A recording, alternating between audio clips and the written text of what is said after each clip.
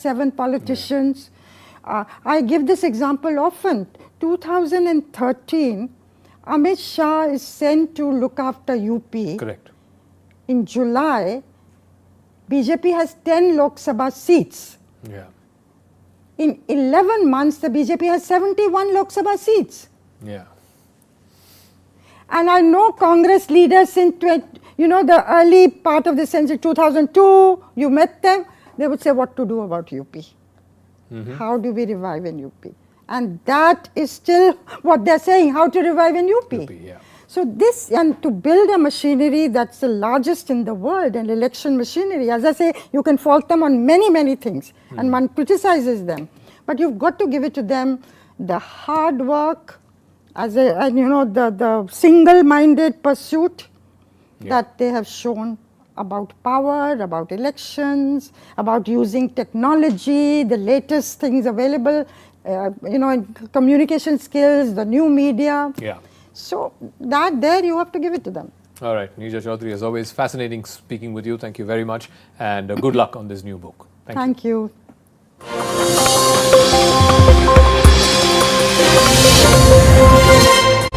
First things first, yes, after 130 plus days, Mr. Gandhi now has the stay on his conviction.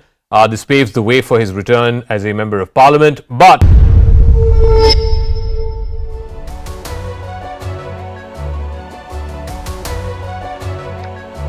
hello, namaskar. This is First Post and you're watching Vantage with me, Palki Sharma.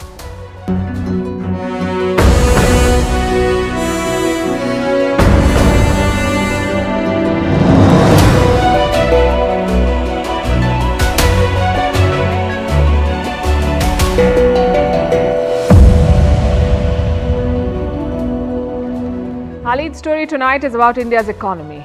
It's making headlines every day with positive projections from various international agencies. The latest one comes from S&P Global. It says India will be a $6.7 trillion economy by the end of this decade. Earlier, Morgan Stanley upgraded India to an overweight economy. What does it mean? What should you make of these projections, and what are the potential challenges? We'll discuss all of this and more. Meanwhile, Russia is running out of military recruits at home, so it is looking at Kazakhstan as a potential hunting ground. A new ad promises a hefty joining bonus from the Russian military. Meanwhile, in China, people are angry. Cities are flooded. The government has passed new orders. They say, forget the people, save the projects first. And the top leadership is holidaying in a seaside town. In Bangladesh, political violence is on the rise ahead of elections. In South Korea, a heat wave is making the government scramble. Will the coup in Niger lead to blackouts in France? And why young people are adopting stuffed toys as babies? That's up ahead. The headlines first. 2 US Navy sailors have been arrested, charged with spying for China. If convicted, these 2 sailors face up to 20 years in jail. Beijing denies any knowledge of the alleged activity and accuses Washington of running a smear campaign. India will attend the Ukraine peace talks. Saudi Arabia is hosting the meeting in Jeddah this weekend. National Security Advisor Ajit Doval will represent India. Ukraine, the United States, China, Brazil and many European countries have been invited, but there's no invite for Russia. In India, relief for opposition leader Rahul Gandhi. The Supreme Court of the country stays the Congress leader's defamation conviction. This paves the way for Rahul Gandhi to return to parliament. He will also be able to contest national elections due next year. He was convicted earlier this year for mocking Prime Minister Modi's surname in 2019.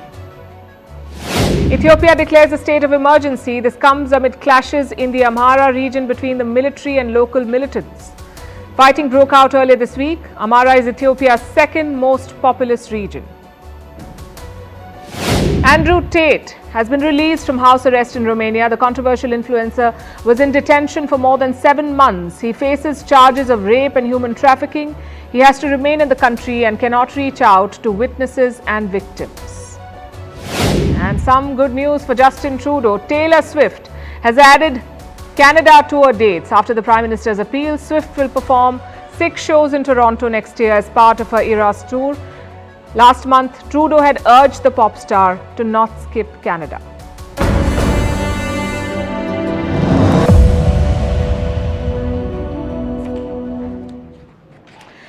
Money talks.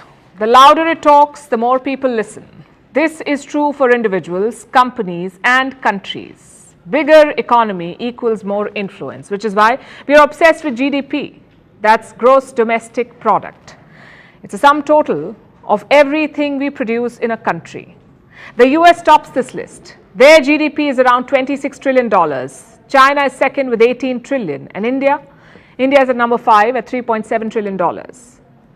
But maybe not for long. A new report by Standard & Poor's says India's GDP could double in the next 7 years. By 2031, it could be $6.7 trillion. How can we achieve this? What are the challenges and what more should be done? To achieve this, we need consistently high growth rate. How much? Around 6.7% every year. That's the growth rate we need. If we grow at this rate for 7 years, we will hit $6.7 trillion. On paper, this is achievable. India's growth rate in the last fiscal was 7.2%. And this year? Well, this year things could be a little more difficult. The same report is projecting India's growth at 6% this year, which is quite good if you look at the rest of the world. But 6% is not as much as last year. And why is that? A, because the global economy is slowing down, and B, India's interest rates are higher now. The Reserve Bank of India kept increasing interest rates until April this year. These hikes have a delayed effect. You will see that effect in the current financial year. But coming back to the GDP report, what is the quality of this growth? Is it just the rich who are getting richer? Well, the per capita GDP right now is $2,600. By 2031, it is projected to hit 4,500. So basically double. And these numbers are good. What is driving them? According to this report, a couple of things. One is the investments from government and private sector. Second is the reform effect. India has implemented some key reforms in the last few years, like the goods and services tax or GST. It's not a perfect system right now, but hopefully by 2031, all the issues will be ironed out. So we've talked about the desired growth rate. We've also mentioned the strengths. But what are the challenges? Well, this report mentions 3 of them. One is labor participation, just a fancy word for jobs really. We need to put more and more people into the workforce. If not, we will have jobless growth. In 2008, India's unemployment was around 5.3%, and now it's 8%, around 8%. Now, this level is much less compared to the pandemic levels, but it's still too high. In the G7, for example, unemployment is 4%. Another labor issue is the participation of women. You can't grow without employing more women. It's like fighting with one hand tied behind your back. Unfortunately, India is doing just that. Only 29% of women between 15 and 59 years of age are working in India. Among men, this number is 80%. We need to improve this urgently. Challenge number 2 is private investment in manufacturing. All your factories and production houses. India's GDP is still dominated by the service sector, things like software, consulting, call centers. They make up more than 50% of it. And manufacturing, just about 25%. Now, economists say this is not enough because factories are the bedrock of any development plan. They create more jobs. There is more value addition. Plus, they support other sectors. So, India needs more factories. And finally, challenge number 3, competitiveness. Simply producing stuff is not enough. These products must be competitive.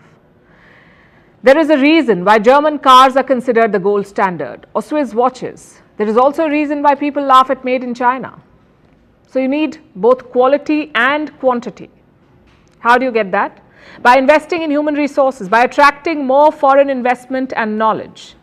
Does India have the ingredients to overcome these roadblocks? Brokerage firm Morgan Stanley thinks so. They have upgraded India's outlook from equal weight to overweight. I know it sounds like fat shaming, but in this case, it's actually praise. The same report has also downgraded China. It was overweight before, now it is equal weight. What do these tags mean? Normally, they're used to evaluate stocks. An overweight stock is expected to do well. Its fundamentals are good, the trajectory is good, so overweight stocks should outperform the market. It's a good bet basically. Underweight is the exact opposite. These stocks will perform worse than the market or the benchmark indices. And equal weight? Well, so-so. They will remain in line with the benchmark.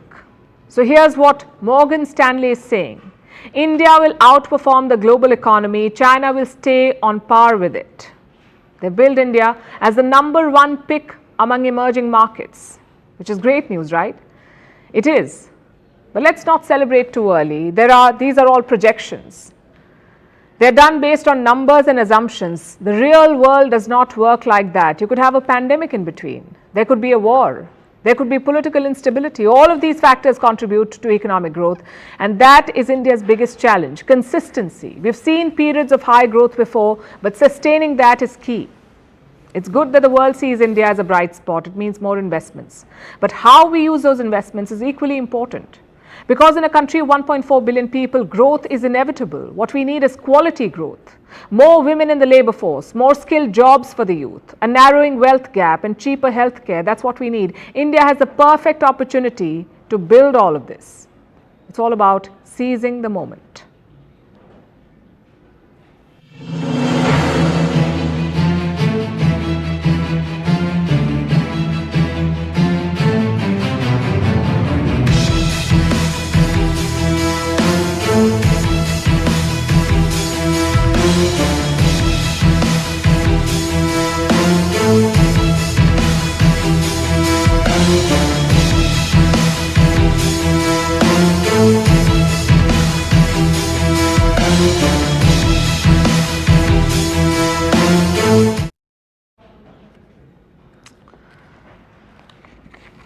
We just told you about the Indian economy. The Russian economy is booming too. In fact, contrary to expectations, the war has failed to dent growth. New numbers are out. In the month of June, Russia grew at 5.3%. This is on a year-on-year basis. Clearly, Western sanctions have not had the kind of impact they expected. The hope was that sanctions would put pressure on Russia and force Vladimir Putin to end the war. They've achieved the very opposite. Putin is doubling down. Russian forces are hiring more soldiers. Not just at home, they're scouting for talent in Kazakhstan too. That is their new recruitment ground. Moscow has released an online ad. In fact, multiple ads. They feature Russian and Kazakh flags and a slogan which says, "Shoulder to shoulder." The ad makes an attractive offer to Kazakh citizens. Sign up to fight for the Russian forces and get a joining bonus of 495,000 rubles. How much money is that? Some $5,200 US. That's the joining bonus they're offering. And what is the salary? At least 190,000 rubles or some $2,000 US, plus some perks, which they've not spelled out. Next question. Where will these new recruits go? The ad does not mention Ukraine. It says the potential recruits will join the Russian army in the Far East, specifically the Sakhalin region. Why is Russia recruiting from Kazakhstan though? Because they're running out of recruits at home. So they're casting a wider net, and Kazakhstan, on paper at least, seems like a good fit. The country is a former Soviet republic. It is home to about 3.5 million ethnic Russians, plus Russia and Kazakhstan are allies. So there's a lot going for this, but there's a problem too. The Kazakh government does not support the war in Ukraine. Also, their law bans citizens from fighting abroad. But that's not stopping Moscow from trying. They're pulling out all stops now. Even coming up with a TV show, a daily show, 1 hour long, featuring the wives and mothers of Russian military recruits. They'll narrate their stories and tales of heroism. The idea is to encourage more people to sign up. There are recruitment billboards all over Russia. The target audience of these ads are taxi drivers, fitness instructors, and security guards. This ad encourages them to give up their jobs and quote unquote become a warrior instead. That's what they're asking people to do. There's a slogan too, "You're a man, so be one." That's what it says. And there are Hollywood style recruitment videos. Take a look at this one.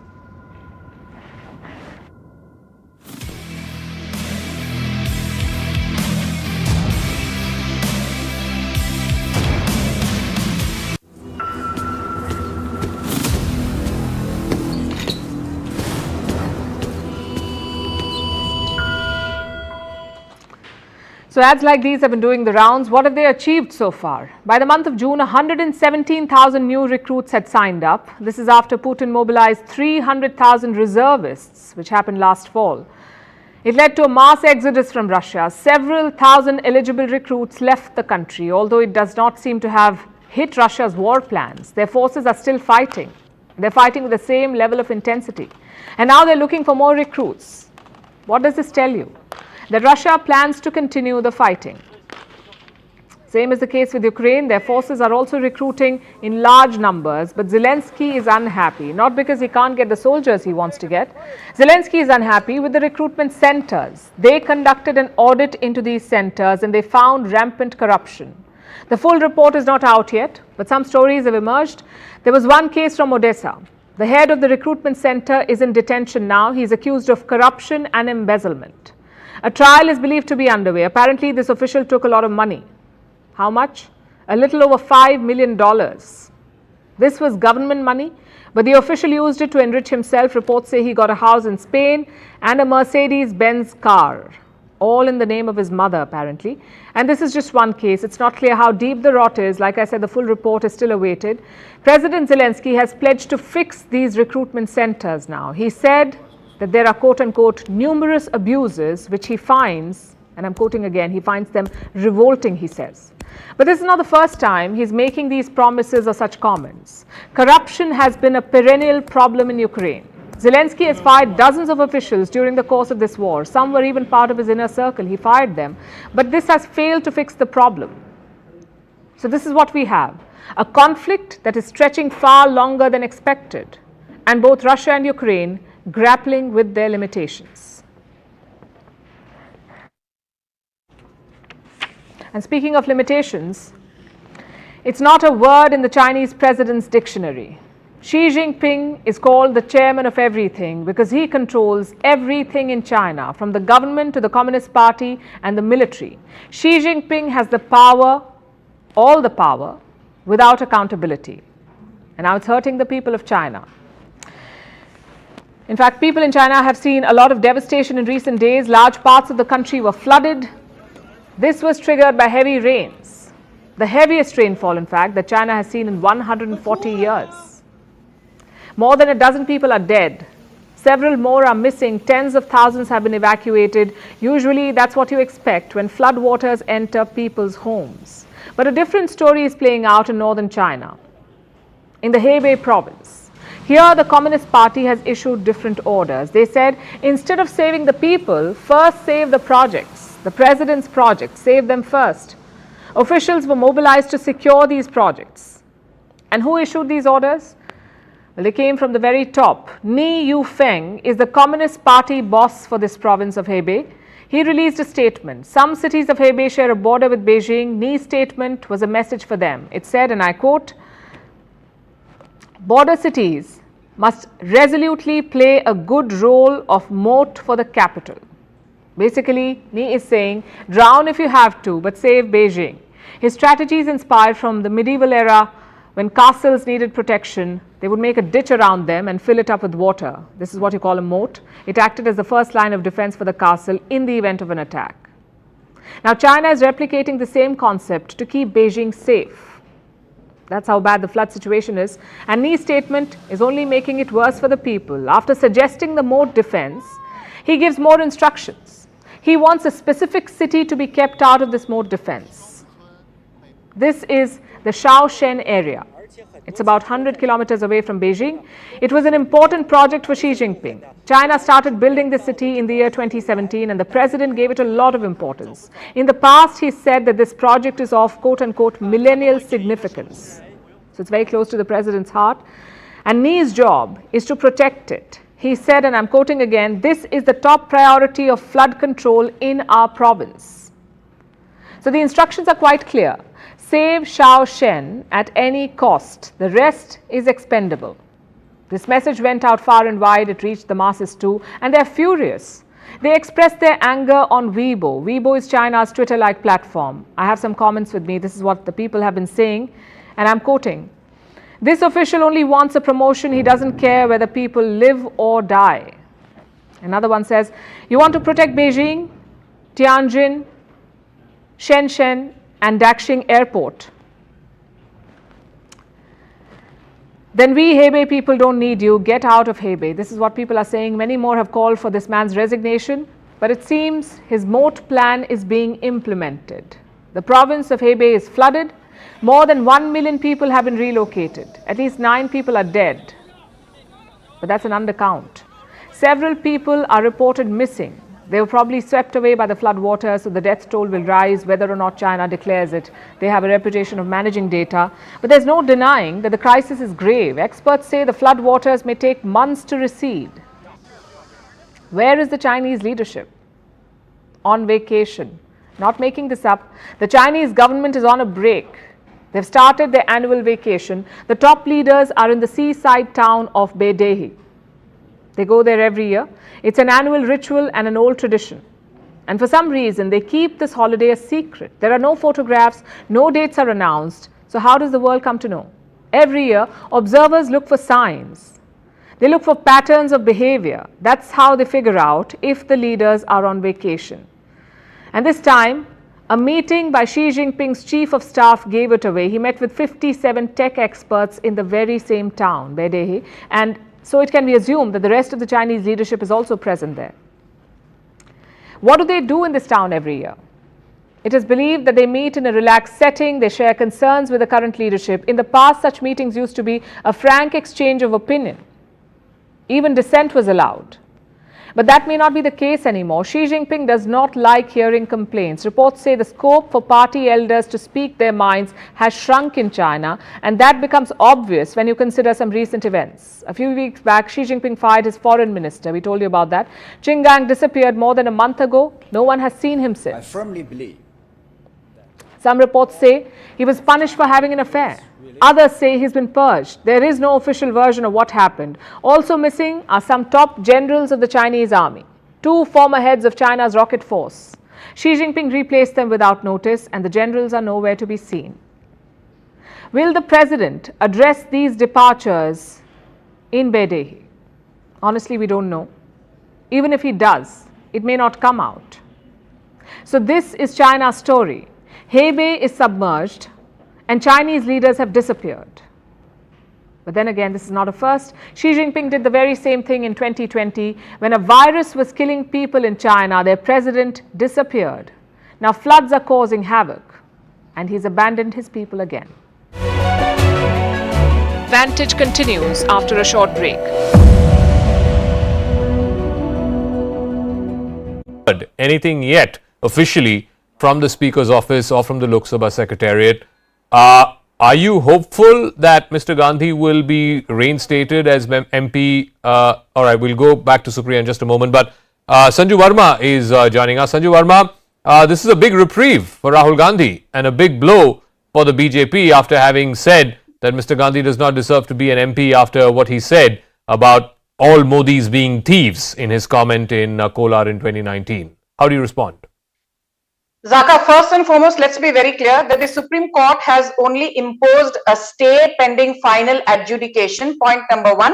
Point number 2, I have been on a couple of debates on this issue, and I'm, flummoxed and amused at the same time that nobody seems to be paying attention to one very pertinent point which the Supreme Court made while putting a stay on Rahul Gandhi's conviction, with Justice B.R. Gawai saying that his utterances, his as in Rahul Gandhi, his utterances are in very poor taste. People in public life should be mature and use their words very carefully and with discretion. And mind you, Zaka, this is exactly what a 3-judge bench led by Justice Ranjan Gogoi had said in November 2019 when Rahul Gandhi alluded that the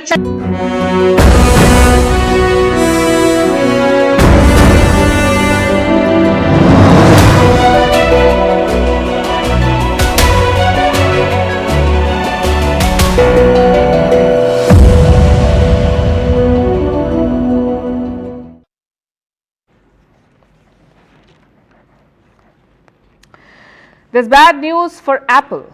Their flagship gadgets are not flying off the shelves like the iPhone or the iPad. We look at the numbers first, then the reasons. Apple has published its revenue report for the first quarter. That's April, May and June. That's the first quarter. iPhone sales were down 2%, iPad sales almost 20%, and the MacBook down 7%. Only one hardware category did well, and that's wearables. Revenue from AirPods and watches was up 2%. Overall, Apple clocked around $81.8 billion in sales. That's around 1% less than last year. And don't think these numbers are an anomaly. They're not. This is Apple's third straight quarter of declining sales. So what is happening? Is Apple losing its charm, or have people shifted to new brands? Well, a bit of both. This quarter is usually slow for Apple. They release their new devices in the month of September, so people wait. They delay their purchase until the new model comes out. But that alone does not explain the dip. Let's go back in history to the 2000s. Apple was synonymous with innovation. They made touchscreens better. They gave us great cameras. Basically, they gave us a template for smartphones. Every device you see today is inspired from that first iPhone. So what changed? Well, looks like Apple stopped innovating. Take the latest iPhone model, the 14. How is it different from the one before? Apple says it is something called the dynamic island, a little bubble on top that lets you multitask. But hundreds of dollars for that bubble? It barely counts as innovation. I bet most iPhone 14 users don't even use it. And don't get me wrong, new models have become faster and more slick. If you look at the specification chart, you'll understand. But does that help the average user? Maybe the website loads a nanosecond faster, or the pixels are more defined. These are things you can barely notice, things that don't make your life any easier. But compare this to the iPhone's older innovations. Multi-touch interface, you can pinch and zoom thanks to that. Or the integrated music player, or the mobile YouTube app. These things change the way we use phones. So why aren't the new iPhones doing all of that? Have they reached the pinnacle of innovation? It's a dangerous assumption to make, because we are basically then saying that Apple has made the perfect phone and there is no room for improvement. So here's a better way to put it. Apple cannot seem to find ways to innovate, and it's not like they're not trying. Apple's research and development budget increased 84% from 2018 to 2022, 84%. They spent around $100 billion on innovation, yet nothing iconic. Maybe they are looking at it the wrong way. If money was the answer, startups would never succeed. Only the big companies would make profits. You see, sometimes innovation does not take $100 billion. It can happen in your parents' garage. That's where most US tech giants were born. So lack of innovation is one problem. The second is evolving customer base. People are more mature now. You can't sell them multitasking bubbles for hundreds of dollars. They need more. And guess who's offering that? Android alternatives. You have phones that flip and fold, phones that have transparent backs. Yes, they're gimmicks, but at least it's not the same old iPhone design. Apple realizes this problem. They're solving it in two ways. One is by diversifying. Apple now owns a streaming service. They're broadcasting sporting events. They're also making movies. In fact, services is the new money maker. Apple subscriptions topped 1 billion users in the last quarter. We're talking about things like Apple TV and iCloud. Revenue from services reached $21 billion, which is an 8% rise. So iPhone sales are down 2%, but Apple services are up 8%. It tells a story, doesn't it? The second strategy is to target new markets. People in the West do not see Apple as some aspirational product, but elsewhere they do. Apple's revenue in China was up almost 8%. In India, they set a new record for iPhone sales. They haven't said how many, but it's a record, we are told. Why do you think Apple has started a store in Mumbai and in Delhi? Because the company needs new buyers. Around 500 million Indians are in the middle class, another 700 million in China. Apple wants these people to buy iPhones, and we are not the ones saying this. The company's CEO, Tim Cook, has said this himself. Let me quote, "What I do see in India is a lot of people entering the middle class, and I'm hopeful that we can convince some number of them to buy an iPhone, and we'll see how that works out." Nothing surprising there. Most companies have a fixed strategy to grow. Innovate, diversify, or expand. That's their strategy, but Apple seems unable to do the first. So they're doing the second and the third. We've seen companies perish due to lack of innovation, like Nokia or Motorola. Apple is certainly being more smart about it, but will the strategy work? It could be years or decades before we have the answer.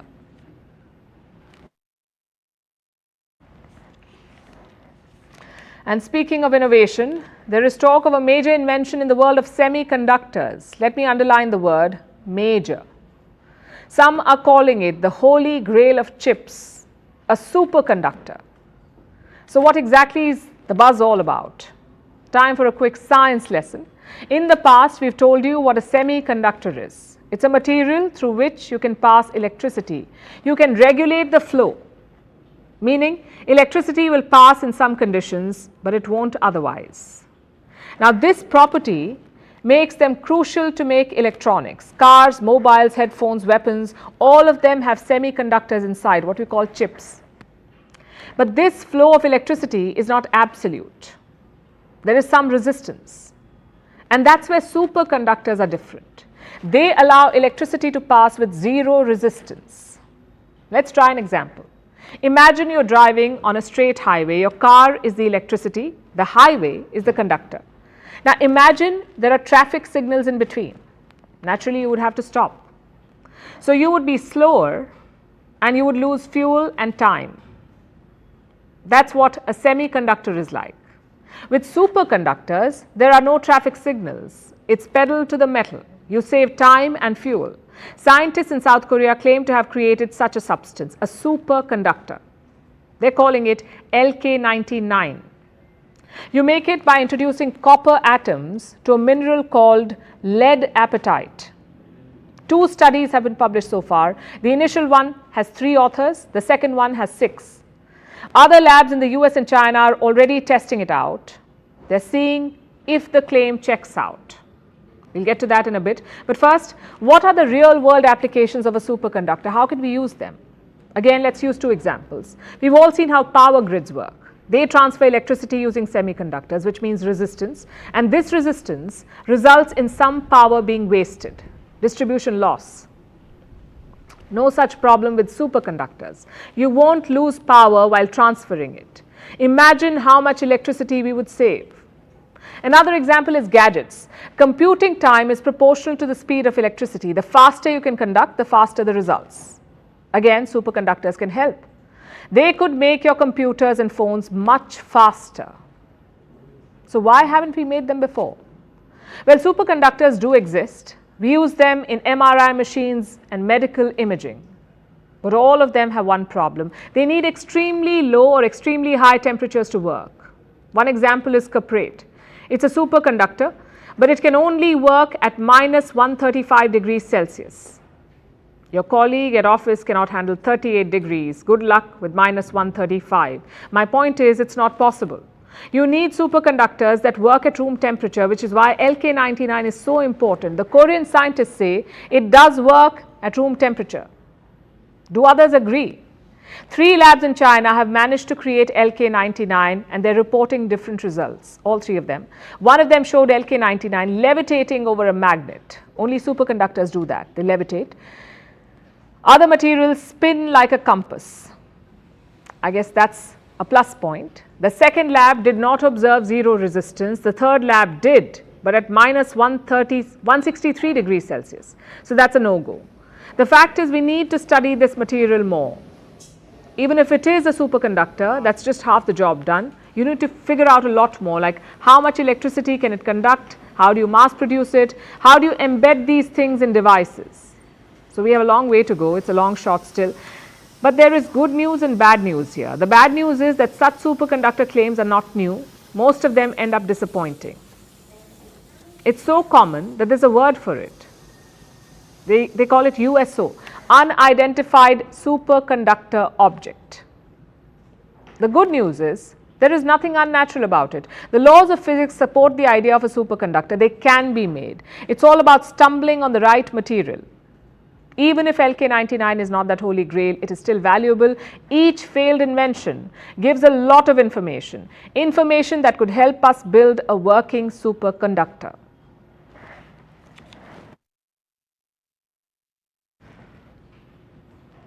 And now let's turn our attention to the West African nation of Niger. The coup leaders are still in power, for now at least. They've been issued an ultimatum by a bloc of West African countries. These countries have said that Niger's military junta must restore the presidency of the ousted leader, Mohamed Bazoum. Either that or risk a military intervention. These countries will intervene militarily. That's what they've said. The deadline they've set is of Sunday. But it seems that the junta has no intention of stepping down. They're already issuing decrees and scrapping decade-old agreements. The target of their ire seems to be France. France once colonized Niger. There's been an outpouring of anger against France recently. Supporters of the coup have blamed France for the poor conditions in their country. And it's likely that the junta will continue to paint Paris as the villain, which throws up the question, what happens to France's interests in this country, in Niger, especially its supply of uranium to power its nuclear reactors? You see, France relies on nuclear power for 70% of its electricity production, and Niger is one of its biggest suppliers of this nuclear fuel. So will the coup in Niger lead to blackouts in France? Here's a report. Last week, a coup took place in the West African nation of Niger, and it does have its supporters. Hundreds of them have been taking to the streets of the capital, Niamey. Ask them why they support the coup, and you'll find a common theme in their answers. The world must understand that Africa's misfortune is France, the authorities, because the French are citizens like us, so we can't hate them. But we hate their authorities because they've done too much harm to our country, and really, enough is enough. We have uranium, we have diamonds, we have gold, we have oil, and we live like slaves. Why should we? Until when? We can't accept it. The French base in Niger must leave. We don't need the French to keep us safe. There have been attacks on the French embassy in Niger's capital. The French troops stationed in Niger are being asked to go home. And supporters of the coup have been vocally opposing France. The military junta has also been ramping up the anti-French rhetoric. Face à l'attitude désinvolte. In view of France's casual attitude and reaction to the internal situation prevailing in our country, the National Council for Safeguarding the Homeland has decided to denounce France's security and defense cooperation agreements. 5 military deals have been revoked. These deals were signed decades ago, between 1977 and 2020. So, to revoke them clearly sends a message that Niger's new junta considers France the enemy. And that could be a good strategy to get public support. France and Niger share a troubled history. Niger was a French colony till 1960. So were a lot of other West African nations: Mauritania, Senegal, Mali, Guinea, Ivory Coast, Burkina Faso, Benin. All these nations were part of what was once called French West Africa. And no matter what tone-deaf justifications the former colonizers give, colonization always leads to the exploitation of the colonies. There's a reason Niger was one of the poorest nations in the world even before the coup. This is a country rich in natural resources: uranium, gold and oil, like one of the demonstrators mentioned earlier. But it was still considered one of the poorest nations in the world, because it has been in a situation that most former colonies face: an unequal power dynamic with its former colonizer. Some critics call it neo-colonization. Raw materials like uranium from Niger go to a former colonizer like France. It is used to fuel French nuclear power plants. The French energy sector benefits, sells its electricity abroad, generates billions, and then gives some of the money back to Niger as aid. This isn't a hypothetical scenario, this actually happens. France generates around $3.3 billion a year selling electricity. Meanwhile, Niger, which supplies about 18% of France's and 5% of the world's uranium, remains poor.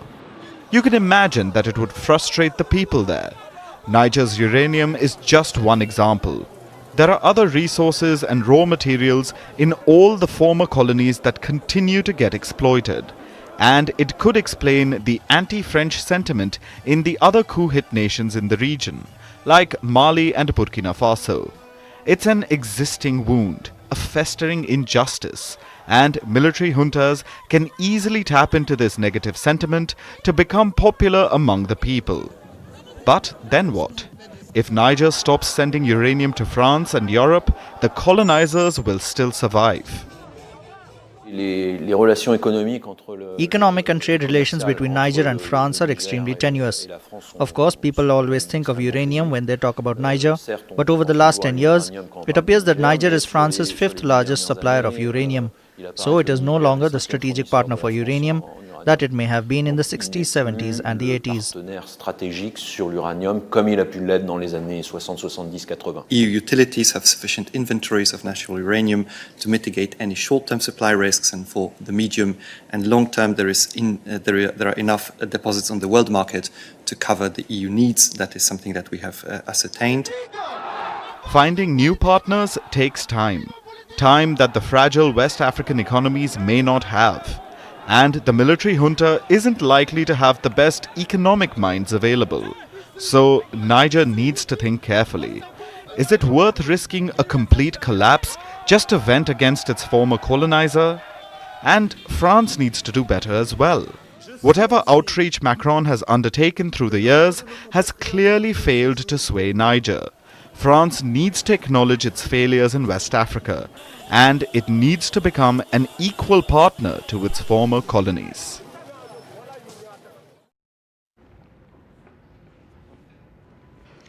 And now to Bangladesh. It is going to polls in 6 months, but the violence is already boiling over. Last week, its capital Dhaka witnessed clashes. On one side, there was the opposition. They want elections under a caretaker government. Tens of thousands of them took to the streets. They demanded Prime Minister Sheikh Hasina's resignation. On the other side were supporters of the ruling party. They called it a peace rally, but things in Dhaka were barely peaceful. Anti-government protesters blocked roads. Police fired rubber bullets and tear gas. There were clashes with pro-government marchers. Stones were pelted, vehicles were torched, and hundreds got injured. The country cannot be run in the way this autocratic government is running it. That's why we came here to take back our voting rights. It has been a while since I voted as a citizen. As we're in power, we are the sentinels of the general public's safety and security. That is why we took a position on the streets today by order of the Prime Minister. Therefore, nobody can play with people's lives and fire. In Bangladesh, violence ahead of elections is not new, but this time the opposition is up in arms. They want a caretaker government to conduct the election. To understand why, let's look at Bangladesh's history. From 1991 to 2006, only two leaders ruled Bangladesh alternately.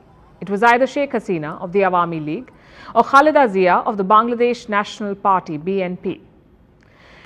No government has won successive terms or had won successive terms in Bangladesh. That's because of a system of neutral caretakers. Basically, when an elected government completes 5 years in power, an interim government takes over. It controls state institutions for 3 months and then elections are held. This is done to prevent electoral manipulation, to keep elections free and fair. In 2008, Sheikh Hasina came to power. And a few years later, she scrapped the caretaker system. This was in the year 2011. They called the provision unconstitutional. They scrapped it. And since then, Sheikh Hasina's party has won 2 more elections, in 2014 and then again in 2018. But they were marred by boycotts and allegations of rigging. The West called it manipulated, and they're doing the same this time. We are concerned about the reports of intimidation and political violence in Bangladesh surrounding this weekend's political protests. We encourage the government of Bangladesh to investigate reports of violence thoroughly, transparently, and impartially, and to hold the perpetrators of violence to account. The US has announced visa curbs for those who undermine the vote. The EU too is mulling restrictions. The Hasina government says the polls will be free and fair. The opposition is not convinced though, especially the BNP. It's a party, like we said, led by former Prime Minister Khaleda Zia. In 2018, Zia was charged with corruption. She got a 10-year prison term, but she's currently living at her residence in Dhaka due to health concerns. Her absence has led to a power vacuum in the BNP, her party. After she was jailed, her son, Tariq Rahman, became the party's acting chief. But now he's living in exile in the UK. He too has legal troubles. He's been sentenced to 9 years in jail. So that leaves the party's Secretary General, a man called Mirza Fakhrul Islam Alamgir. He may not be a crowd puller like Khalid Azia, but he is the party's only face on the ground right now, and he is the one leading the anti-government protests.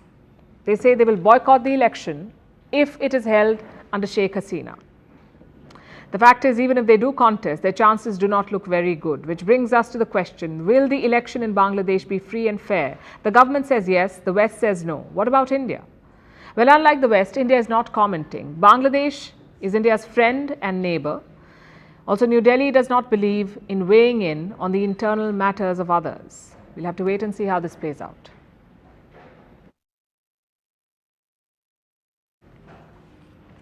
And now let's talk about the weather in South Korea.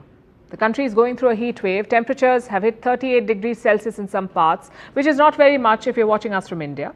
But in South Korea, it has led to this. There are a lot of children in Korea for an event. The World Scout Jamboree, that's the event. Now, some of you may know about Scouts and Guides. It's an institution that helps young people learn outdoor survival skills. And about 40,000 Scouts from around the world have gathered in South Korea, but the heat has played spoilsport.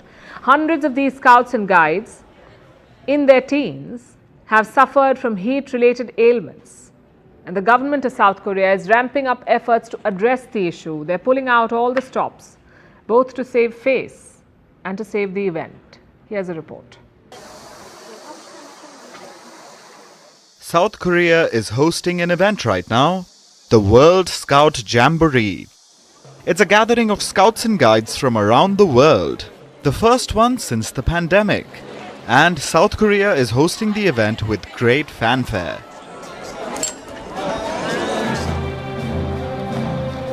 The country's president Yoon Suk-yeol and First Lady Kim Hyun-hee were at the opening ceremony. Please give them a big round of applause again.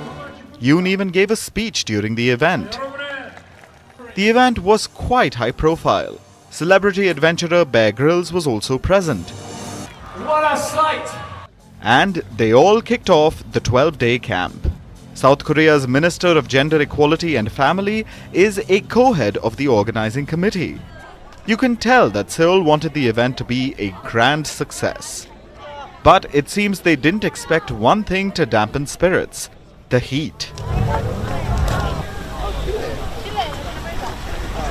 South Korea has been going through an intense heat wave. Parts of the country are sweltering under 38 degrees Celsius heat. Seoul has issued its highest heat warning. But it seems the country didn't take enough precautions for the World Scout Jamboree. About 600 of the participants, mostly children between the ages of 14 and 18, have suffered heat exhaustion. Many have even had to go to the hospital near the camp. Others have been forced to rest, sometimes with IV drips to ensure they're safe. Hundreds of rescue personnel have been deployed at the event. And South Korea's government is keeping a close eye on the situation. Regarding medical matters, the total number of outpatient visits yesterday was 1,486. Among them, 383 people were bitten by insects, accounting for 26.1%. 250 people had skin rashes and 138 people experienced heat-related symptoms, among others. South Korea wants the event to go off smoothly. So much so that the president has personally been involved in fixing the situation. The recent decree from the President of Korea gives Minister Kim increased ability and resources to provide water, shade, umbrellas, cooling buses, doctors and nurses to the site immediately. Now, our viewers from India and other tropical countries may not understand what all the fuss is about. After all, 38 degrees Celsius may seem like a normal day. But that's not the case in most other parts of the world. What we consider hot is relative to what we're used to, and so many people around the world are not prepared to face this sort of heat. South Korea is definitely one example of a country not prepared for temperatures close to 40 degrees Celsius. 16 people have already died there due to the ongoing heat wave. This is according to government data. Construction workers in the capital Seoul are protesting. They're demanding protections against the heat. South Korea's heat wave is reaching a peak. Even though temperatures are exceeding 35 degrees, there is no rest for construction workers. It is becoming hard to even use the restrooms. We are holding this news conference calling for legislation since we are having problems on the lack of basic facilities. Thermal cameras have been depicting the heat in Seoul. The city's monuments are a bright red. They're burning up. And this is definitely taking a toll on people. When I first started farming, there were no sudden and unexpected downpours. Global warming didn't progress that much at that time, so it was not that hot either. However, it's getting warmer and sudden rainstorms are happening a lot more. It's out of our individual abilities. I was worried about heavy rains, but after the rains, the weather is extremely hot now. I'm exhausted. I've lost hope in farming. Farmers are among the most vulnerable to the effects of climate change. And some, like those farmers, are losing hope. We need to do our part to mitigate climate change. If not, then we may have a future where the heat stops children from even venturing into the great outdoors.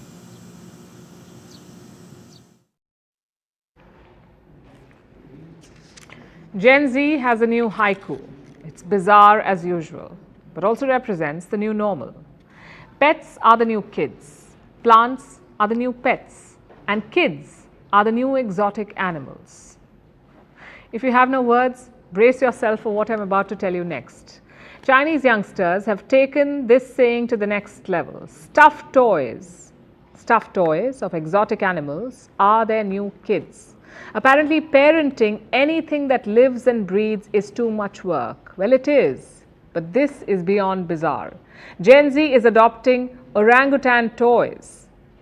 And it's not monkeying around. Youngsters are bathing, clothing and feeding these toys, even taking them on vacations and photoshopping ultrasound pictures with monkeys, basically treating toys like their own children.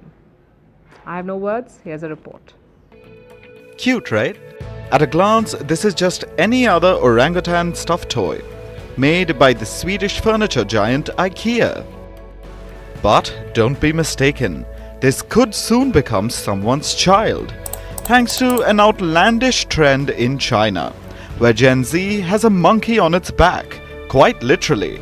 2023 is the year of the monkey in China, but now its youth is taking this to an obnoxious level, where people are adopting stuffed orangutan toys, then bathing, clothing and feeding these toys, taking them for car rides, reading them bedtime stories, carrying them on vacations, and even throwing them birthday parties. This started as an obscure subculture, with people buying these plushies from IKEA, treating them as kids, then posting about it. Then this trend got its own hashtag, as expected, like hashtag IKEA ape or hashtag IKEA gorilla, drawing tens of millions of views. And as the saying goes, monkey see, monkey do. Now this niche trend is coming to the mainstream. So much so that these toys are flying off the racks. People are buying multiple pieces just so they can give their toy new siblings. And this monkey mania is getting weirder by the day. People are editing ultrasound pictures with creepy floating orangutans to pretend that they carried the toy in their wombs. Now, Photoshop is good, but it certainly won't make us believe that humans gave birth to a soft toy. Quite absurd. But Gen Z seems to be having more fun than a barrel of monkeys with this trend. Why? Because they'd rather adopt a fake baby or a stuffed toy than raise a real human one. The Chinese don't want to have children. It's become tough to raise children in China. The living costs are on the rise. So is the unemployment rate, while the birth rate is plummeting. China's population fell for the first time in 60 years. Last year, there were just 6.7 births per 1,000 people. That's the lowest birth rate on record. But it's not just about babies. The Chinese don't want to get married either. China's marriage rate has declined rapidly over the past decade. Last year, it was the lowest on record. The number of marriages dropped to about 7 million. What's the result? China has a crisis of companionship. Stuffed toys have long been known to satisfy that desire. 44% of adults worldwide have held on to their childhood toys. 34% of them sleep with a soft toy every night. So, owning soft toys is not the problem here. But raising them as children? That crosses the boundary over to creepy land. Have you ever watched the TV show Friends? Do you remember this episode, the one with the monkey? This is where Ross gets a pet monkey, Marcel. The two are inseparable. Ross adopts Marcel after his divorce, hoping that a pet would reduce his loneliness.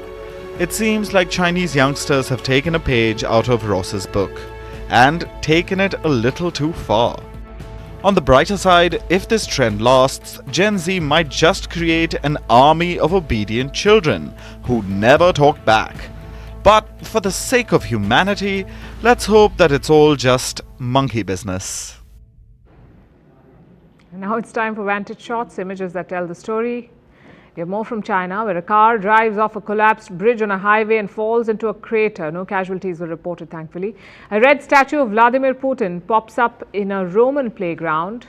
The effigy shows Putin sitting on top of a miniature war tank. Selfies claim yet another casualty. German tourists destroy a historic statue in Italy while posing for a photo. And finally, what makes August 4th significant? Let's go back to the year 1956 when Apsara became operational. Apsara is India's oldest nuclear research reactor and Asia's first. We're leaving you with these images. Thank you for watching. We'll see you tomorrow.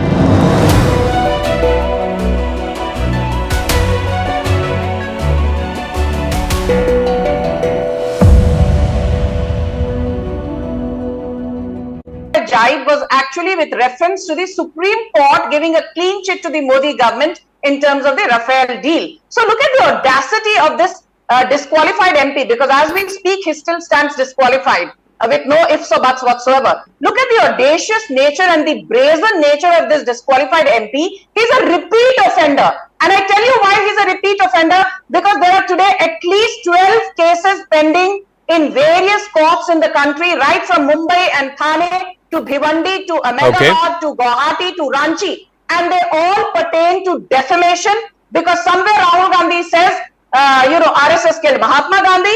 On some occasion, he defames Veer Savarkar. On some other occasion, he calls Amit Shah a murder accused, despite Amit Shah being given a clean chit by both the Bombay High Court and the Supreme Court. And then, in some other cases, he says RSS killed Gauri Lankesh. So this is a man. Please, let me complete in 10 seconds.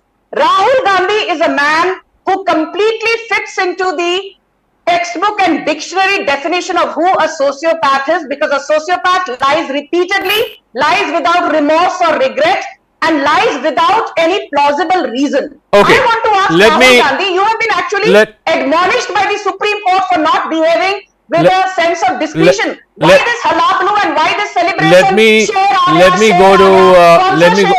me go to Supriya Srinath. Supriya Srinath, 2 points. One, we have not heard anything from the Speaker's office What is the Congress Party's plan of action if the Speaker's office does not act expeditiously after the stay on the conviction today? And two,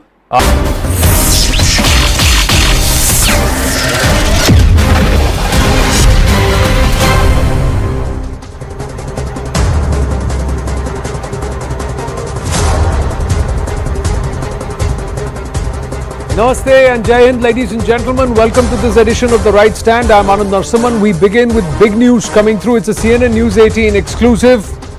We've got information, our investigations editor Manoj Gupta getting us these details, that the NSA Ajit Doval is right now at the airport ready to depart for Jeddah for peace talks.